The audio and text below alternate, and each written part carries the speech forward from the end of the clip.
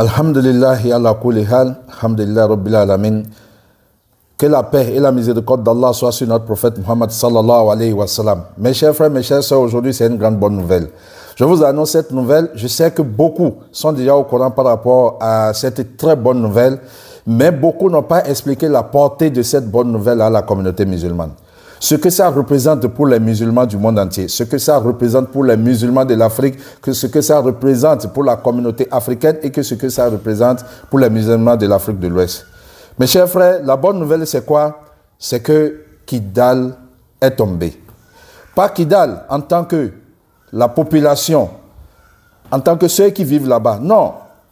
Mais le nom Kidal veut vouloir dire beaucoup de choses au niveau des médias mensonges.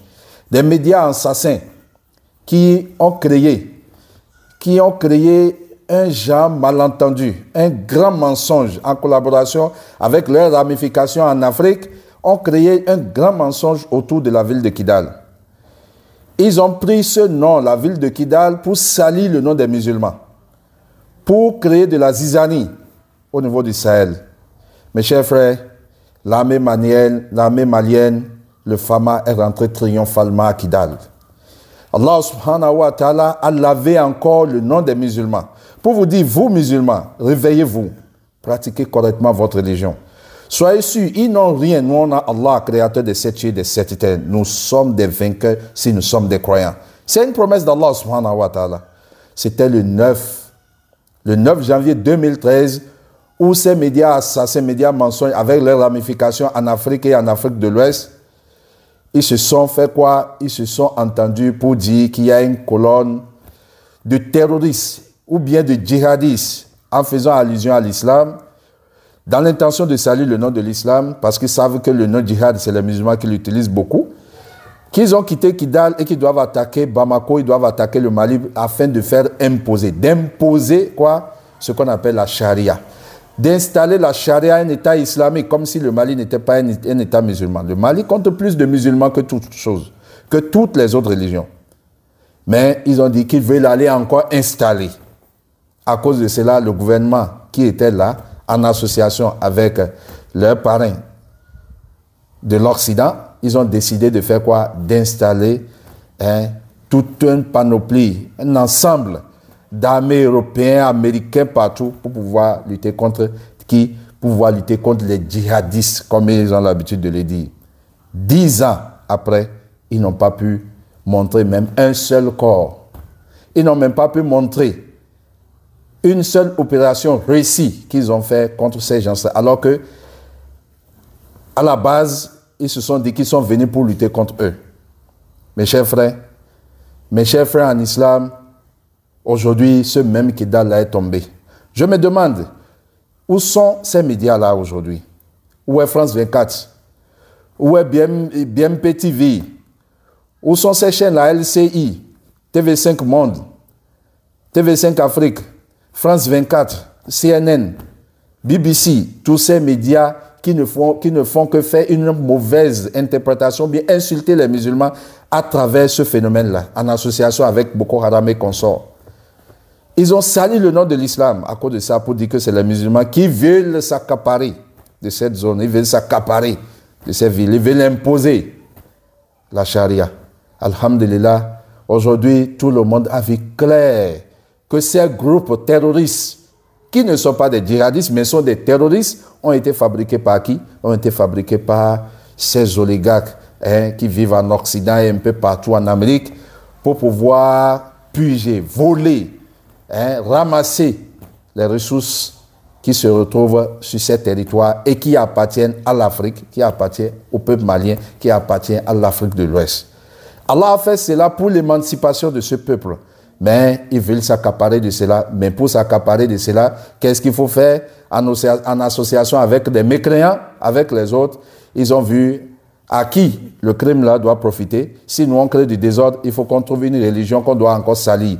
Les autres ont mis leur financement dedans. L'Église catholique et les autres, ils ont financé afin qu'on puisse salir le nom de l'islam, parce qu'aujourd'hui, on constate que la plus grande majorité de la communauté chrétienne se convertissent en islam, en faveur, se convertissent dans une autre religion. Et la religion, c'est quoi? C'est la religion musulmane.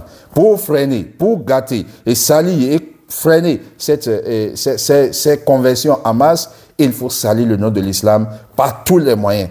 Il n'y a pas une semaine qui va passer où on ne va pas parler de djihadistes. Les alphas leur ont expliqué, les savants leur ont expliqué, les prédicateurs leur ont expliqué, les étudiants leur ont expliqué que non, le djihad ne se passe pas comme ça. Ceux-là ne sont pas des musulmans. Ceux-là ne sont pas là pour l'affaire des musulmans. Ceux-là ne luttent pas pour la cause de l'islam. On a chanté fatigué, ils ont dit niet, que c'est nous, c'est les musulmans.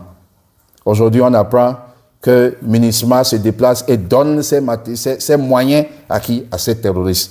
Aujourd'hui, on les frappe fort au Burkina, on les frappe fort au Niger, on les frappe fort au Mali. Et je profite pour dire au Nigeria aussi, au peuple nigérien, de se lever, de profiter et de faire quoi? Et d'utiliser ces mêmes moyens aussi pour finir avec les terroristes qui les embêtent là. Ils ne sont pas là pour les musulmans. Ils ne sont pas des musulmans. Ils ne sont pas là pour l'amour de l'islam. Ils sont là pour servir. Quoi? Pour servir les biens des autres. On vient à la télévision sur 24, vous voyez, on dit, ces terroristes, avant de tuer, ils disent Allahu Akbar. Et tu vois, beaucoup de pasteurs racontent ça. Ils égorgent. C'est comme ça, ils sensibilisent leurs fidèles dans les églises, un peu partout, dans les lieux publics, pour montrer que l'islam, c'est faux. Mais malheureusement, ils oublient qu'il y a plus de 14 millions d'Arabes qui sont coptes, qui parlent l'arabe. Mais quand ils veulent dire Allah est grand dans leur langue, ils le disent comment? C'est la question qui ne se pose pas. C'est pas parce que quelqu'un n'est pas quelqu'un musulman ou bien quelqu'un, comment le dire, quelqu'un qui n'est pas musulman ou bien quelqu'un qui est musulman, je ne sais pas comment vous l'expliquer. C'est pas parce que la personne dit Allahu Akbar qui veut dire qu'il est musulman. Non, c'est pas ça. Il peut être chrétien, arabe. Dans leur livre, dans la Bible chrétienne, Dieu est appelé Allah. C'est comme ça qu'ils ont écrit dans leur Bible. Mais beaucoup de personnes ne savent pas. Alhamdulillahi Rabbil Alamin, nous demandons à ces médias, au moins, c'est eux qui avaient les moyens pour aller filmer les terroristes. Pourquoi aujourd'hui ils n'ont pas les moyens et des satellites pour pouvoir filmer l'évolution de l'armée malienne, l'évolution de l'armée nigérienne, l'évolution de l'armée burkinabé sur le terrain par rapport aux terroristes? Le travail que vous n'avez pas pu faire en 10 ans, vous avez des satellites, des bombes atomiques, vous avez des micros et trucs là, des ondes, des quoi, je ne sais pas, des chars, des avions de chasse, des drones, ainsi de suite. En 10 ans, vous n'avez pas pu éliminer ce petit groupe qui se retrouve dans cette zone que vous-même vous avez formé en nous disant que c'est quoi? Que c'est des djihadistes. Aujourd'hui, en quelques mois, regardez le travail qui est fait. Kidal est tombé, alhamdulillah, rabbil alamin.